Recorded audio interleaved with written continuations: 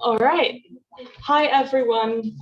Welcome to this afternoon's session to everyone here in person and to Rachel, who's joining us online. I am really happy to welcome you here. We have 3 presentations in this session this afternoon, and I will give the floor to Moina. Thank you. Yes, perfect. Hello, everybody. A very good afternoon to all of you. I'm Dr. Moina Khan, and I'm from India. And today I will be talking to you about my project, Storytelling for a Just Future, an analysis of self-produced hijab stories.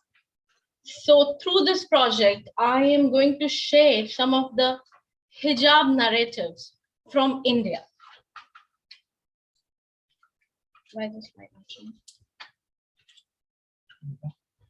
Yeah. Okay. So we all know that storytelling has the power to construct and deconstruct the identities and take us into an imaginative world. It has the power to create situations for us as listeners of stories. Stories influence the societies as well as it influences the policymakers who are living within that society.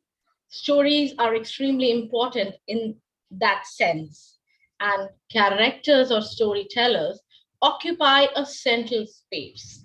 Now, the point to be noted here is that the character can tell his own story, or the storyteller could be somebody else who is narrating the story of that character through his own lens.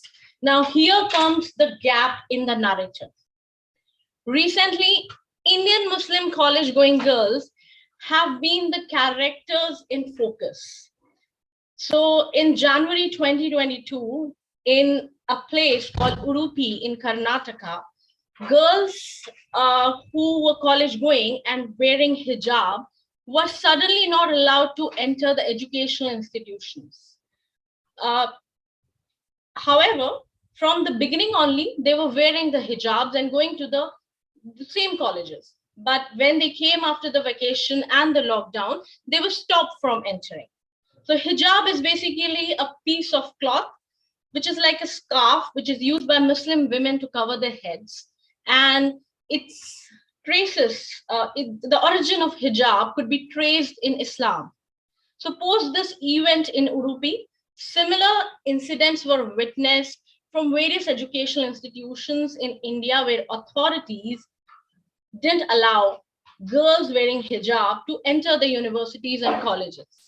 While I was preparing to come here, there was another incident in Mumbai in India where 2 young girls wearing hijabs were not allowed to enter a restaurant. If we look around the campuses in India, more and more Indian girls are seen wearing hijabs these days. They will wear the hijab over Indian outfits, Western outfits, or Indo-Western outfits. And it was not a very common phenomena a decade ago. But now you can see more and more girls wearing hijab. So after this incident, Indian and global media were full of debates on gender relation and identity of women in Islam. However, all these debates and discussions were overpowered with Eurocentric meanings assigned to Islamic attires for women.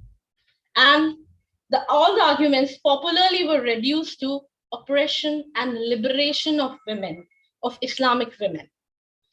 Now, the Karnataka High Court passed a judgment in favor of the educational institutions, saying that educational institutions are right in not allowing the women to enter, the girls to enter the college in their hijab.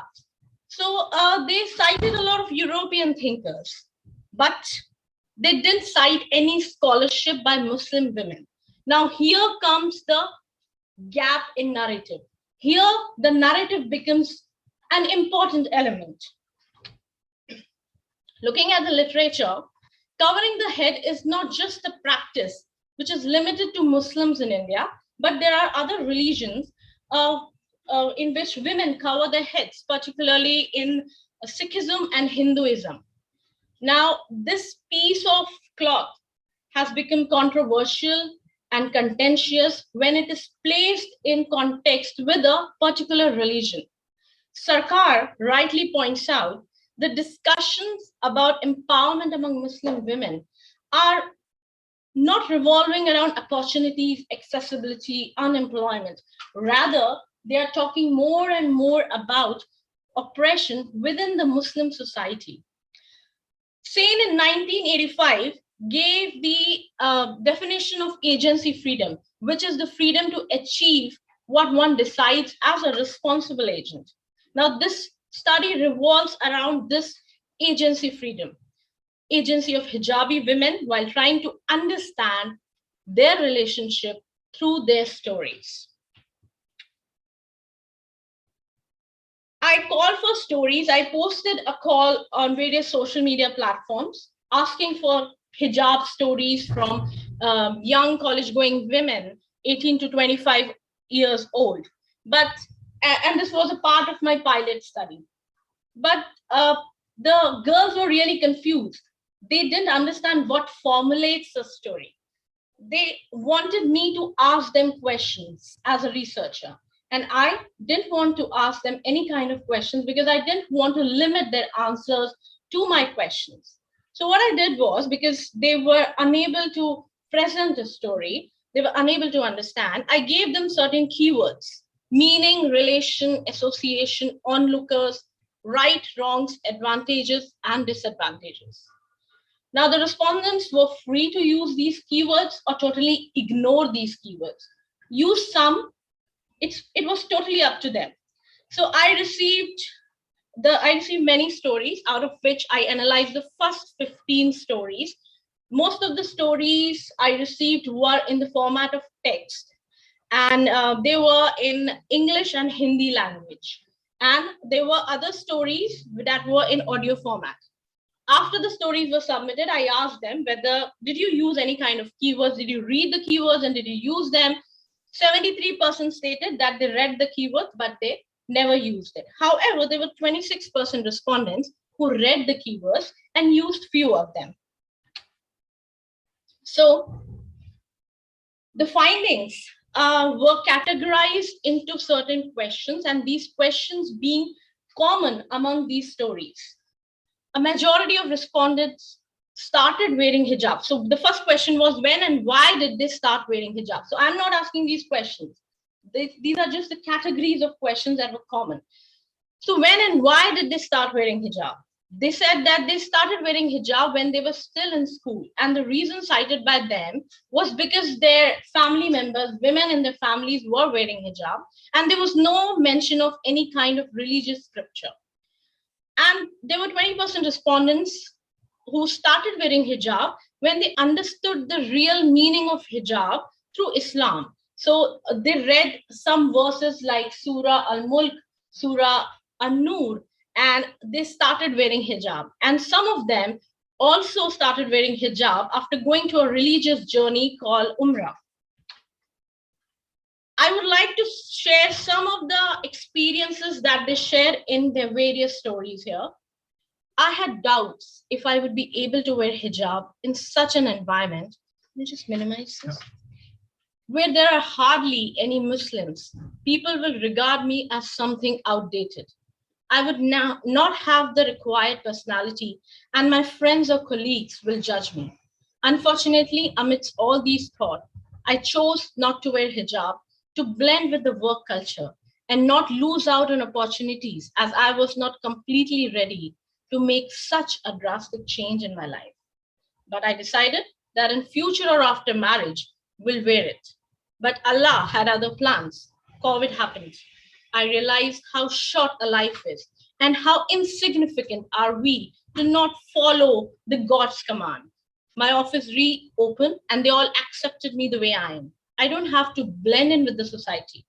Rather, all people respected my decision and were more than welcoming. The second question was meaning and functions of hijab for these women. So all of them identified themselves with the religion and they wore hijab because of God's will. 40% revealed that it acts as a protection for them and it creates a barrier for them from the potential harm of unrighteous men. They also said that hijab gives them an identity, a kind of peace and comfort. Respondents said that they were very happy in their own skin, and they considered that hair is like an attractive part, so it's better to be covered, and it helps them not to allow people to judge them based on their looks. Now the third category was pressure from family. So now 53% respondents revealed that they are willingly wearing the hijab and there is no pressure from the family at all. Rest of the respondents did not mention any kind of family intervention. When life after hijab, when they started wearing the hijab, how is the life post hijab? Most of the respondents felt that they are very confident, empowered, comfortable, and peaceful. 33% of them pointed towards hijab as a signifier of them being Muslim. So when they're identified as Muslims, they have a greater responsibility to act properly in the society. I try to be as mindful of the things I do because of how my actions are going to scream. Look at this Muslim woman. What is she doing? It scares me sometimes because I'm far from being perfect. We are as prone to make the wrong choices, decisions, and actions in our life as anyone else out there. We are not the perfect Muslimah. Please don't judge Islam based on the wrong things that we do. If we ever do something wrong, that is, because Islam is perfect. We are not. But that's what makes us real. So there was a sense of satisfaction and confidence among these hijabi women. For most of them, physical image was not at all a reflection, and they're very much comfortable in whatever they are. For me, pleasing the creator is better than pleasing the creations. 40% respondents stated that people think that they are an oppressed group. So they have a very positive impression of themselves. But there are onlookers who think that they are a group who are oppressed. There have been various instances. Now, these are negative experiences, some of the negative experiences that I'm sharing with you. There have been various instances where I have been given those glances by onlookers as to me being some other person. One of the most common things that happens is the security guards at the airports and metro stations being more cautious while checking us. One of the respondents stated that a companion of hers said, "Why are you trimming your hair in different hairstyle? Nobody will be able to see it." So these are some of the negative experiences that they had. Around 13% respondents, before narrating their hijab stories, clearly mentioned that their educational institution allows them to wear hijab.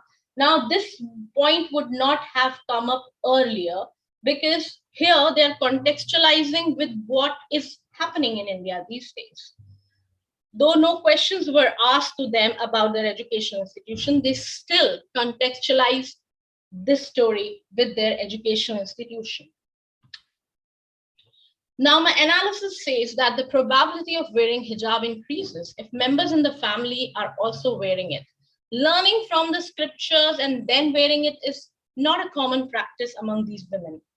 For all of them, hijab is like a positive element in their lives, which is increasing their confidence and in a way empowering them. Hijab is like a clear identification of them being Muslim and also acts as an enabler for them to act responsibly in the society. The same hijab which has positive impressions for the people who are wearing it, the onlookers have got some kind of negative indications with that hijab.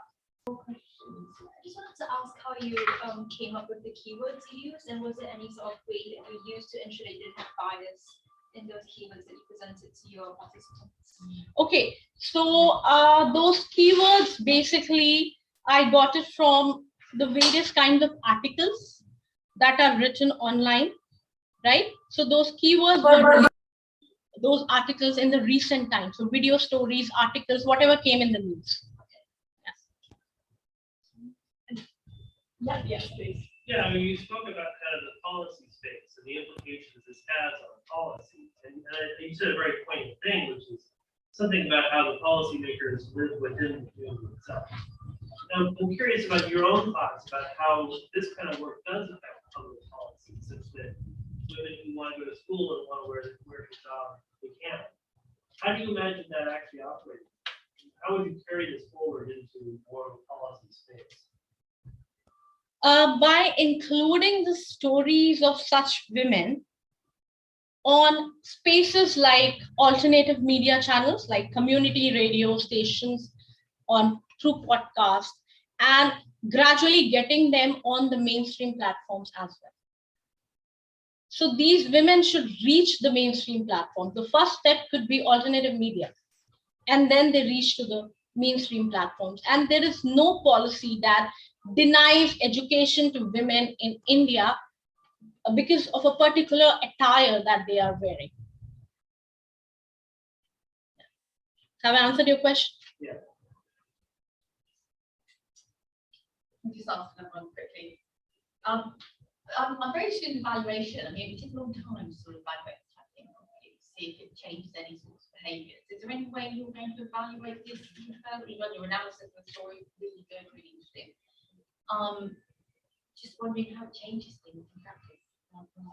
Changes in? How it might change practice and behaviours down the line. Is there anything you're doing like that? Any longer term follow-up evaluation in any way? Long term. So you're asking about the future, right? Yeah. Yeah.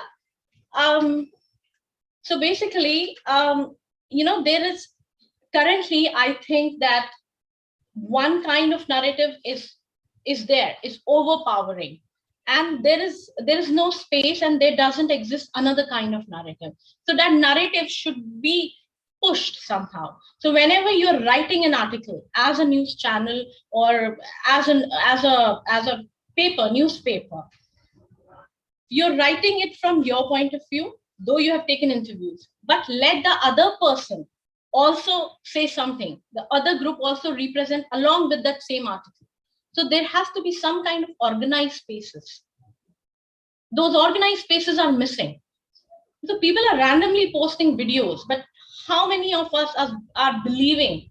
They are getting ignored. So if you have a very popular media channel, say Times of India group in India, which is a very popular media group, they have radio channels, newspapers, everything. So whenever they're posting an article or a video written by their cameraman, written by their reporter, why not have a section wherein these women are also talking about their own experiences? Let us give a fair deal to the world. Yeah. Thank you. Thank you. Wonderful closing words. Thank you. Thank you.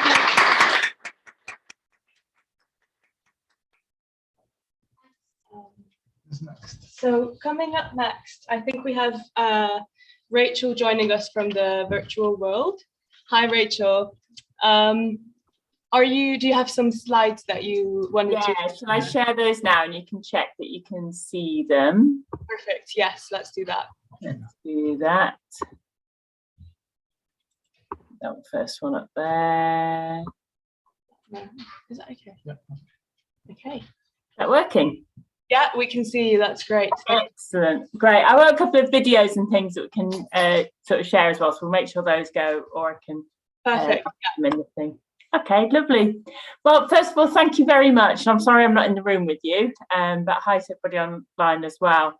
So my name's Rachel Julian, and I work at university, but I've done a lot of work with NGOs, and the work that I do is really about hearing people's stories and including the narratives of people who are affected by violent conflict. So whether that's sort of like civil war or community conflict and things like that.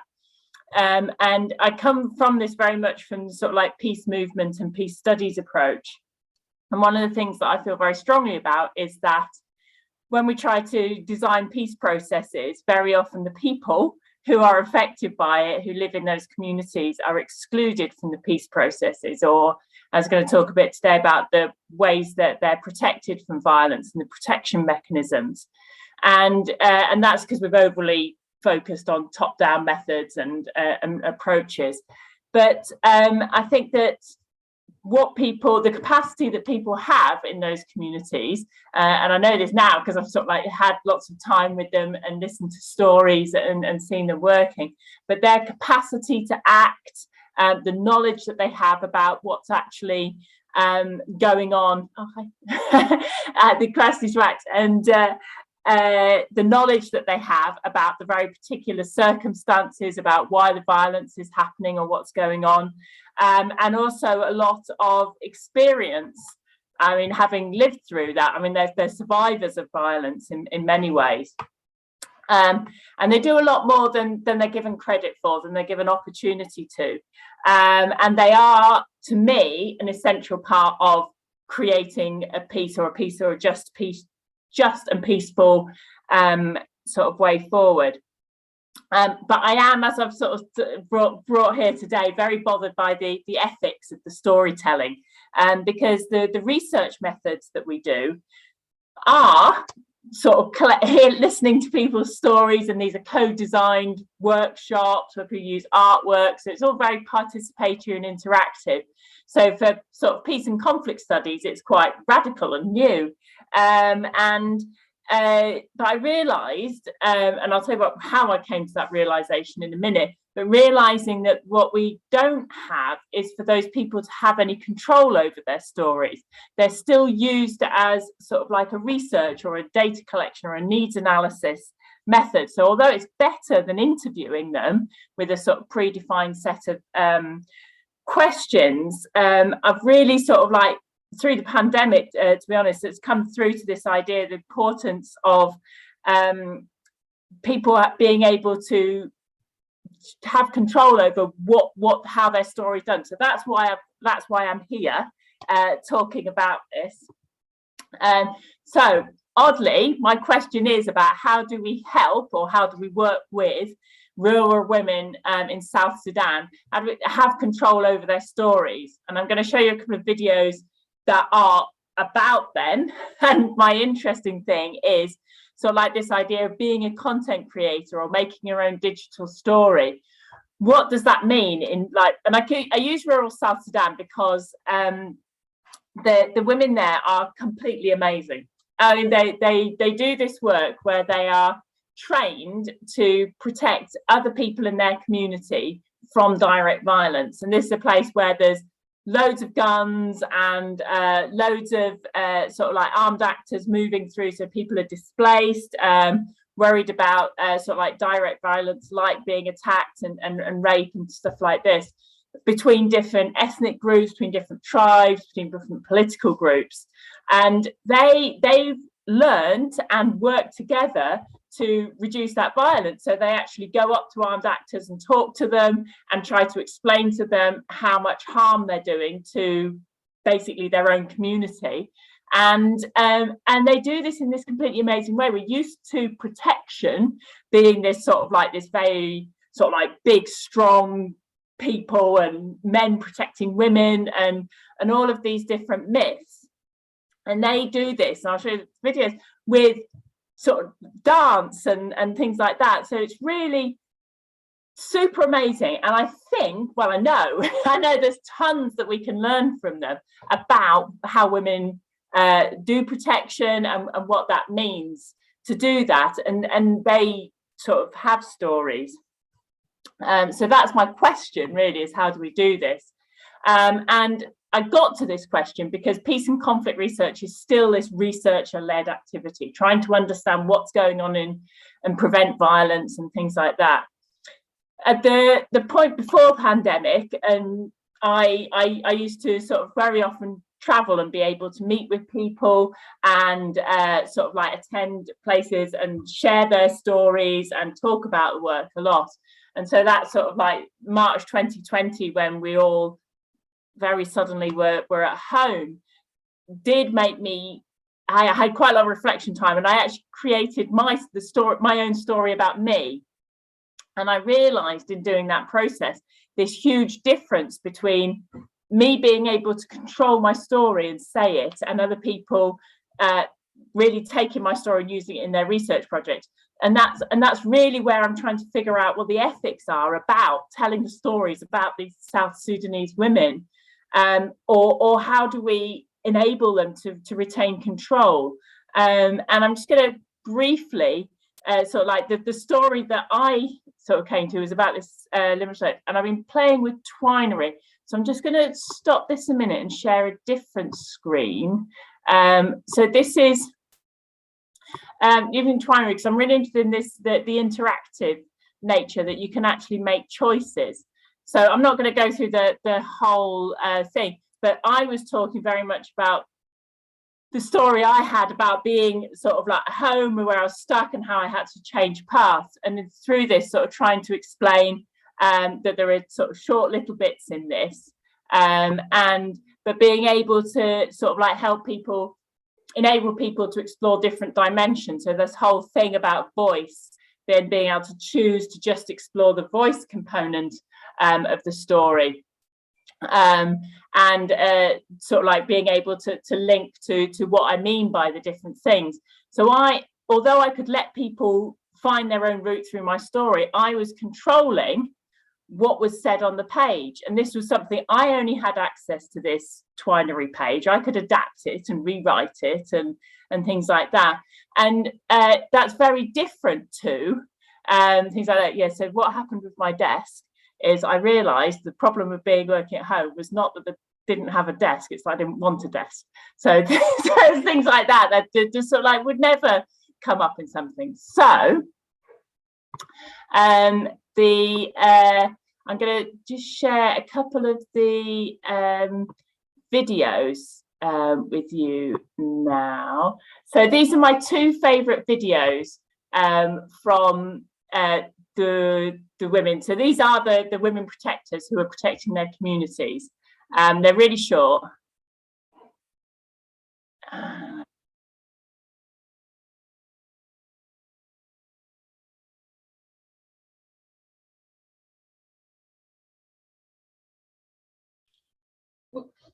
We can't hear the video, Rachel. Oh, okay.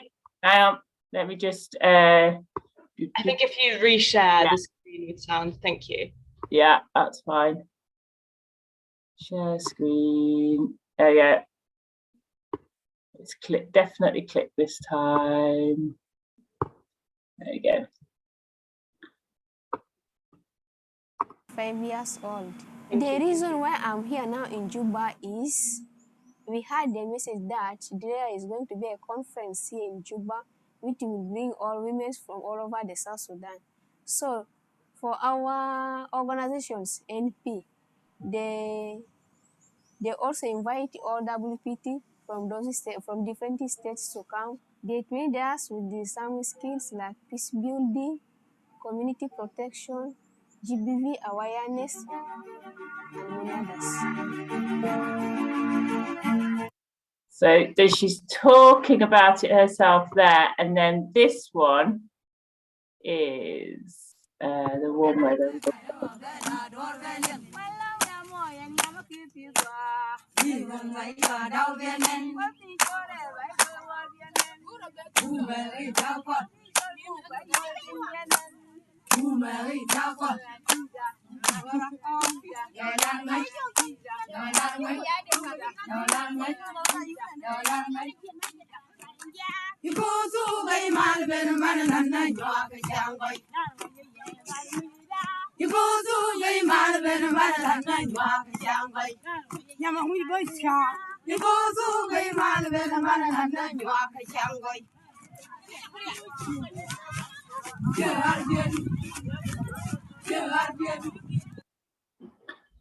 I'll let carry on.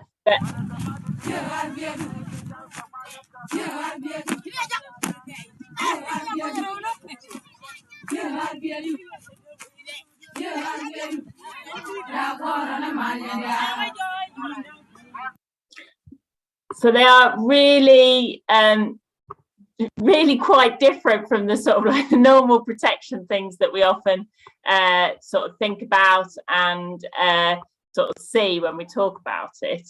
And so there's the videos, I just put them in for that. So I think that for this, I think that digital storytelling has some of the answers to this how I find my way. So when I think about my story, I've only got one language in English. I've got digital skills and all of that. I've got access to different formats.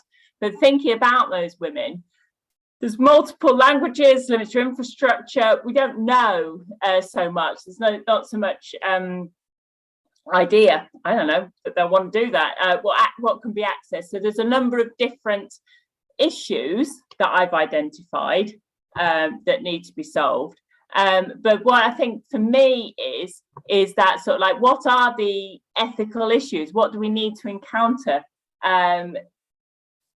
How do they benefit from telling their stories and sharing them? I mean, I know they benefit by having control, but how do they benefit from us being able to hear them? Is it the best use of their time when it's so difficult? And so that's sort of like, so what are the other issues really that I want to consider? So I think, so what, please, anyone who's got any resources on this, but I think if of course we listen to them, which has been a great theme, sort of like yesterday and today, things I've been talking about, that we give up the control of what we think a story should look like to them, because they're already creating a lot. Find ways of posting on platforms that they can access, have it so that it's their language, and it's sort of subtitled for us, so we actually hear them. And I think for me, partly why I put my story in here is be willing to share our own stories and not just sort of like, so it really becomes a collaborative sharing of experience, and not an extractive one. So I think that's where I'm at, but I am at a point where it is emerging as a thing, and I haven't really got the answers or the tools to go forward. But if you have any questions or ideas and things on that, I'd be really thrilled to hear about it, because I think it's just so interesting that the way we think, that the way I am learning to do through sort of digital storytelling might well solve some of the things I've been struggling with over the last few years. So thank you very much for your time, and again, sorry not to be there. Thank you, Rachel. I'm just floating around in the corner of the screen.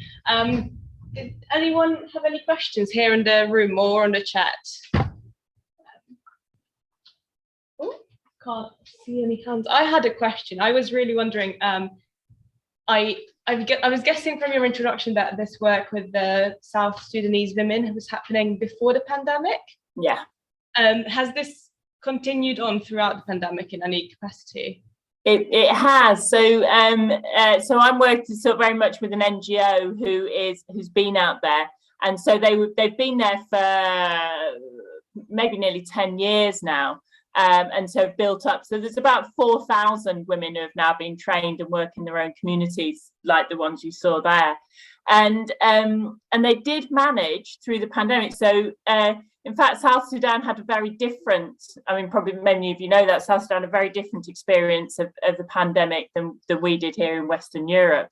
And in fact, a lot of people there wasn't the sort of same kind of lockdown. So people were able to still like work in their communities, and their previous experience with Ebola actually meant they had more of the infrastructure for sort of distancing and infection control than we actually did here in Western Europe at first. So their experience was, so during the pandemic, no one could get there, but they carried on. That's wonderful. Thank you. So really different perspective to what we're kind of seeing in the past 2 years. Yeah. Great. I have a quick question. And there's another quick question. Thanks.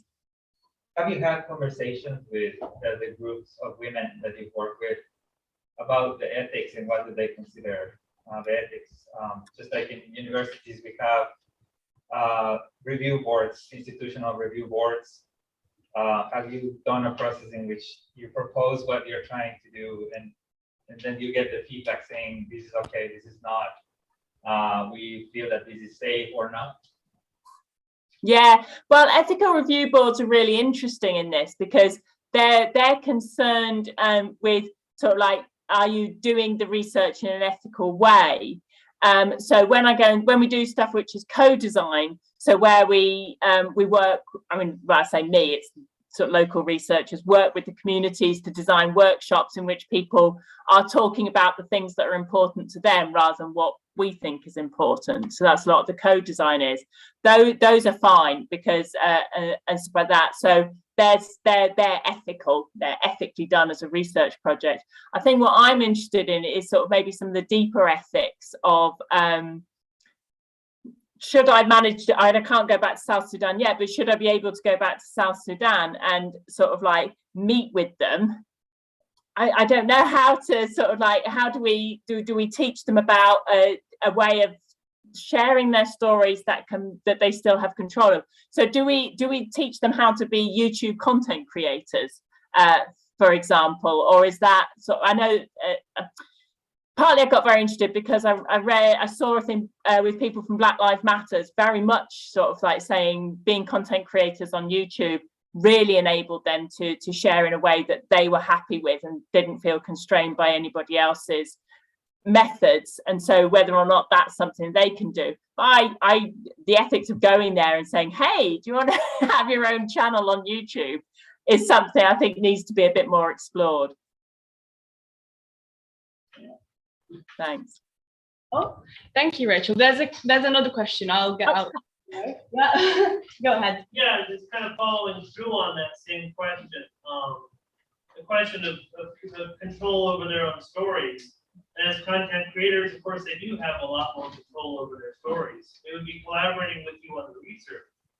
Have you considered more of a participatory filmmaking model with them, where you start from the ground up? You talk about the research project, you talk about the outputs, but you co-train in terms of how to utilize media as a way to capture and share stories. And from soup to nuts, they have as much control as you do over the process and the product of what you're making. No, I hadn't thought about that. Actually, co-designing a film, that's a thank you. I knew someone would have the helpful thing. That's great because I hadn't thought about that, but that actually I can almost visualize that in my head as something of like sitting and looking at with them. Then I can go there. Thank you very much. Okay, love that. That's great. It's like thinking together. Love that. Okay, hopefully you can see us and hear us. Okay. Hello everyone, it's a pleasure to be here. We are Giuditta Rossi and Cristina Maurelli, co-founders of Bold Stories, an Italy-based consulting firm that helps brands, institutions, and organizations reach their goals through narrative strategies. So today we are going to explore our storytelling thinking methodology and how it can be a tool for transformation for people, businesses, and institutions, and also for cities. So let's talk about storytelling thinking, a bold experience to rewrite and revive the story of a circular textile district.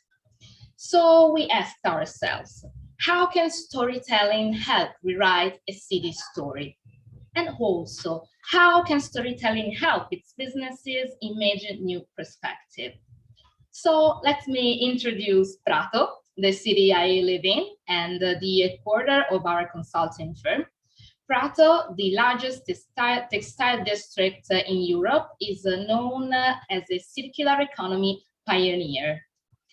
That's mainly thanks to one of its main innovations that has a very long history. We call it stracci in Italian.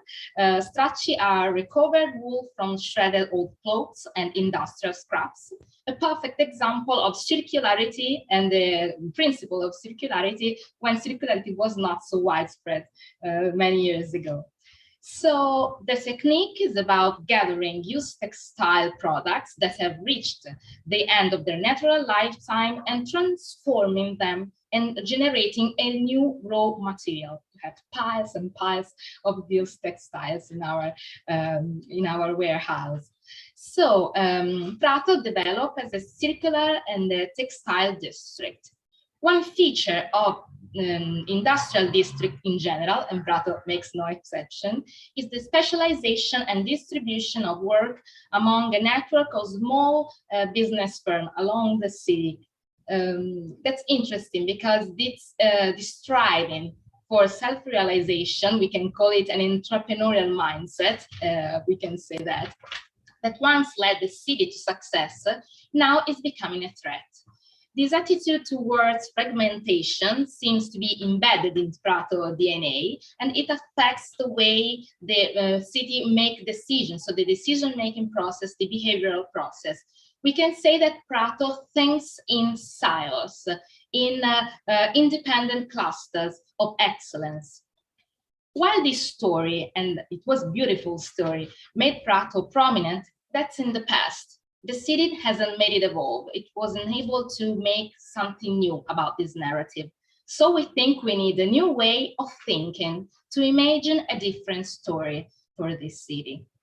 That's why we applied our storytelling thinking methodology to the Prato textile district in central Italy. So let's jump into storytelling thinking. Storytelling thinking is our patented framework, and we like to share you this afternoon. We use it successfully with different organizations and companies with different aims and goals. So let's jump in. Storytelling thinking offers the possibility of playing out different versions of the future, to visualize alternatives in concrete ways, and to imagine tomorrow as it were happening today. Storytelling thinking is a process that allows you to shape your future through transformative action. It recounts possible scenarios and determines effective and efficient strategy. Storytelling thinking uses the storyteller mindset. It draws on the natural ancestral human capacity to think about the world, our life, and our community through stories. It extracts the technique, they underlie the narrative process, bringing them out of a writer's room and transforming them in a method that is repeatable, feasible, and simplified. Here, you probably know that, is that right? Okay. Here are the most famous scheme and paradigms used by screenwriters to better orient themselves during the process of storytelling. It's something that is commonly used in script writing schools. Maybe some of you knows them. But some of them are very complicated, and it's not so easy to use them if you are not a professional writer. So what we did was simplifying the process, finding out the essential element of storytelling in order to give a simple and easy framework to follow, especially, of course, for non-professional storytellers. These are our 5 storytelling thinking steps. There are quest, conflict, action, resilience, and transformations. Step 1 is the quest. For us, it means identifying and analyzing the protagonist's needs and desire, what they want, what they seek, their inner and outer mission, their dramatic need, what we call the urgency. This is an important moment to set your goal. Then the conflict. So in these phases, you have to identify the problem and the obstacle that stand in the way of the realization of protagonist objective. And they are the basis of the conflict, which in turn is functional to the action taken by each character. This allows you to come up with one or more strategic plans and put them into practice. This is the step to understand who you want to win over and who are your antagonists. Then we have the step dedicated to the action, where we explore the possibility of planning and carrying out action to achieve one purpose. taking existing conflict into account. In this step, we start generating ideas, and then we organize and distribute them in a 3-act structure: setting, development, and evolution, with 2 plot twists at the end of the first and second act. So we do it not with professional scriptwriter. This is very if someone of you are a scriptwriter, probably knows this technique, but we use it with non-professional, of course. Then we enter in the next step, that is resilience, and we focus. The focus here is developing strategies of resistance to adverse and unfavorable events, to any future obstacle that may arise. And it's the moment to seek allies and inspirators that can help your story. And then the last step is transformation. And the goal has been achieved when you arrive in the steps. The protagonist, that is you or your company or your organization or your group, have reached the goal and probably change. So this is the moment to think if you like the transformation you did. And in this step, you can review all the process, changing things, modifying what is not coherent and not efficiency, obviously, on paper. People, brand, institution pass through all these steps, adding layers to the pursuit of their goal, knowing that the journey is not static, so you can also rethink and adjust the path, and that the transformation is not the end of the journey, but the beginning of a new one. This is the tool we are choosing to use. It's a canvas.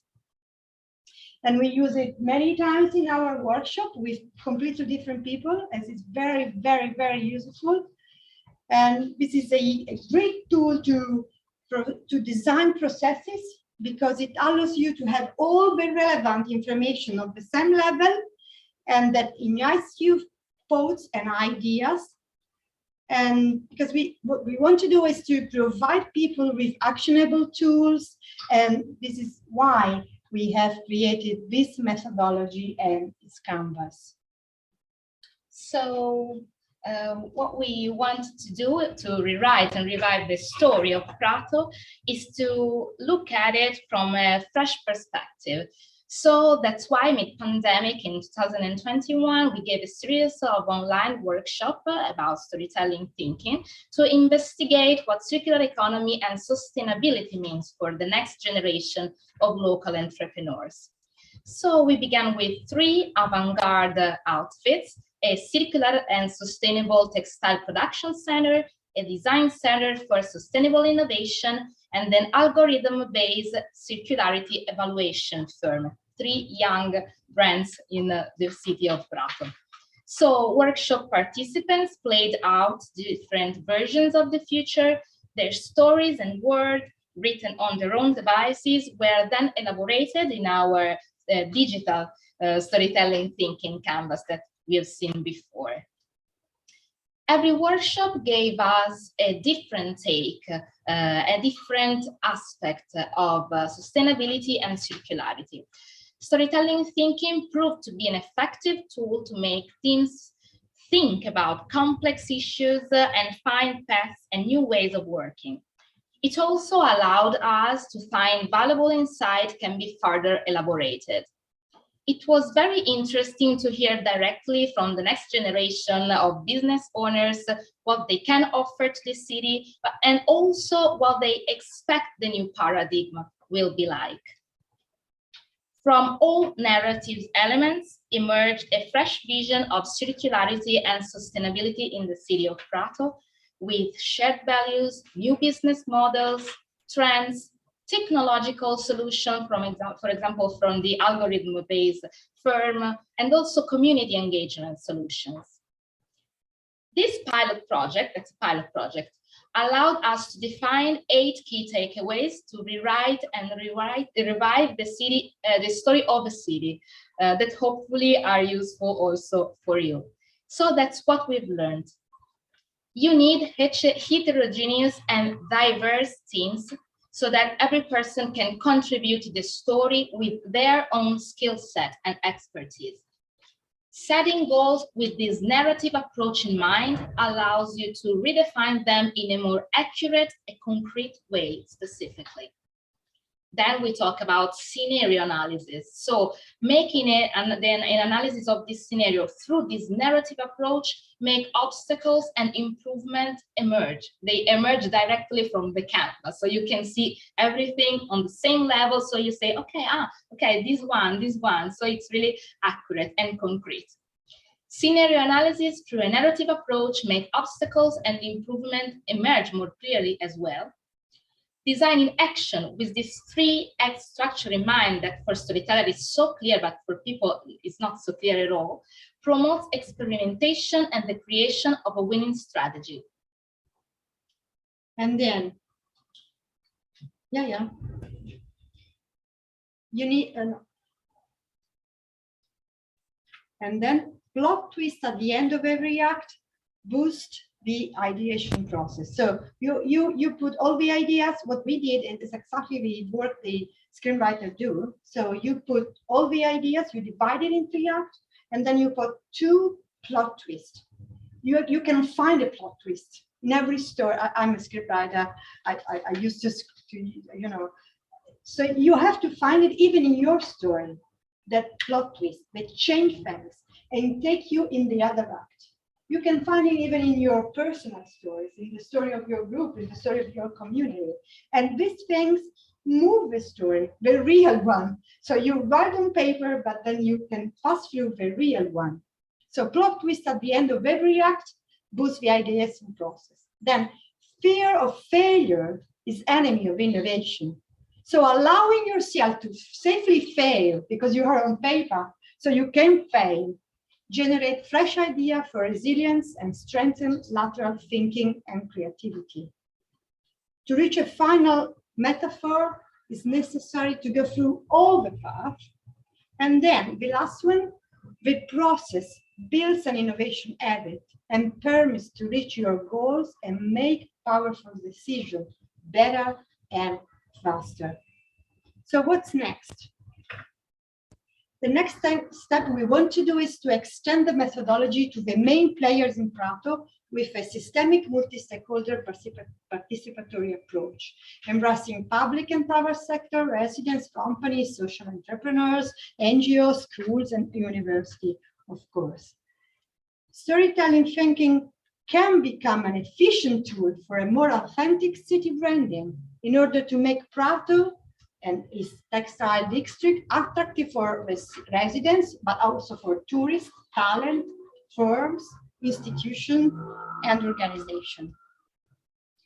So the Prato experience can be applied to all territorial realities seeking to reposition themselves, to rewrite and revive their story, finding new life in a narrative, allowing them to recover the strength on their own authenticity. So if you have projects, ideas, suggestions on cities to rewrite and revive, contact us at hello@boldstories.it or follow us on our social media, because as we like to say, a good story has the power to change reality. A bold story has the power to create it. Thank you.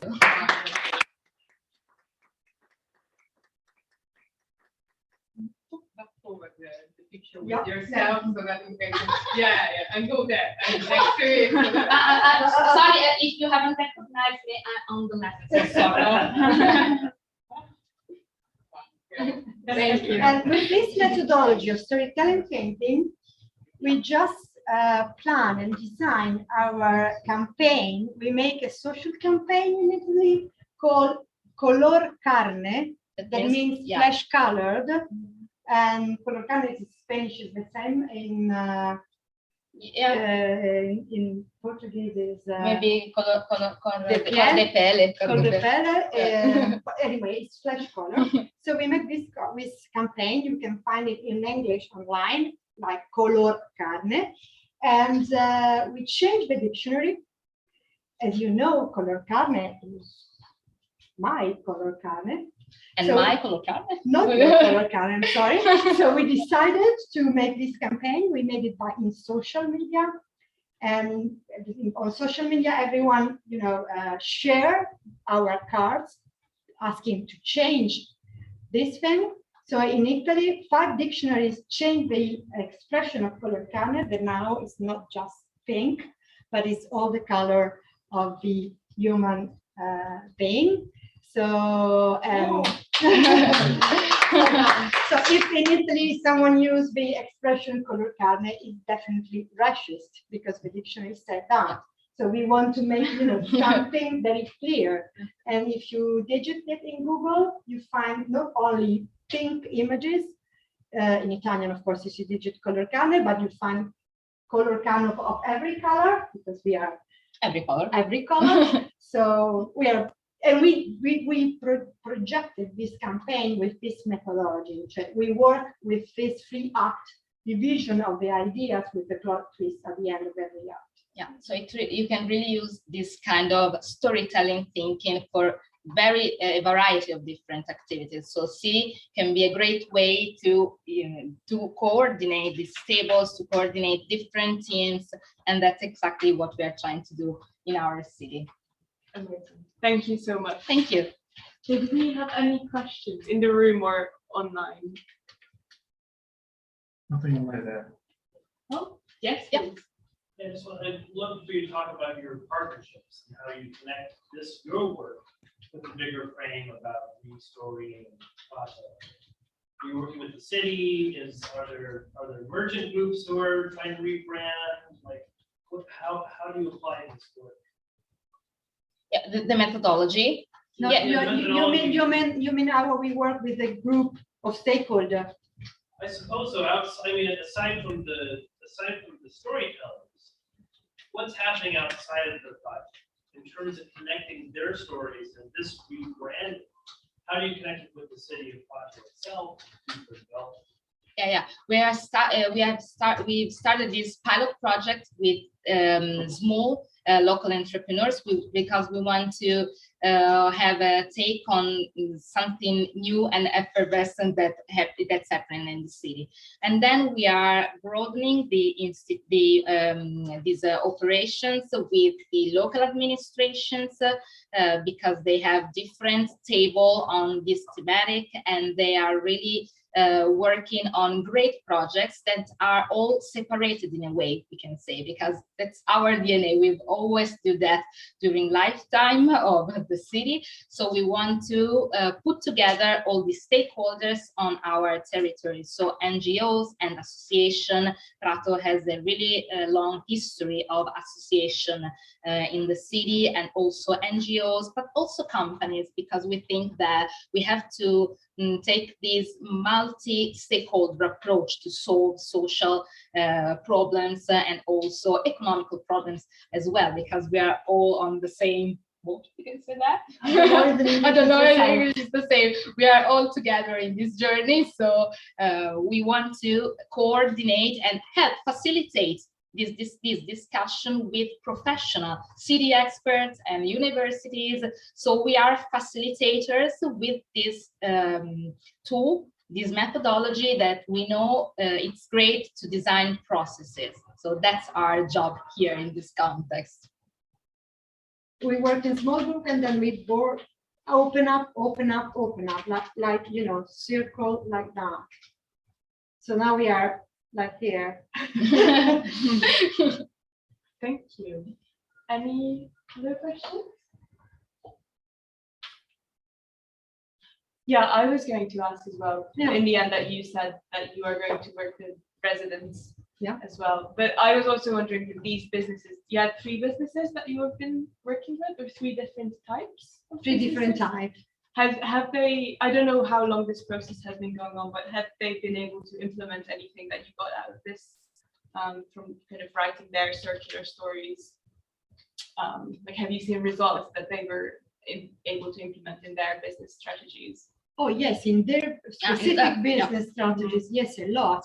Someone changed completely the business plan and the business model as the well. business model as well. Someone changed completely the look and feel of the brand, the communication of the brand. So because in these things you can change yourself and change the other. Let's say, so even in businesses you can do like that, even with firm or organizations. So we did with singular people or students, for instance. We have done in many universities in Italy with students, and but you can do it with business organizations, profit one, or even we work even with no profit one. And so you change yourself, but you look at yourself in the ecosystem, let's say. So what you do, change the other and change something more wide. Yeah, in the context. Yeah, in the context. Perfect. Thank you. Thank you. Thank you so much. Thank you. Thank you.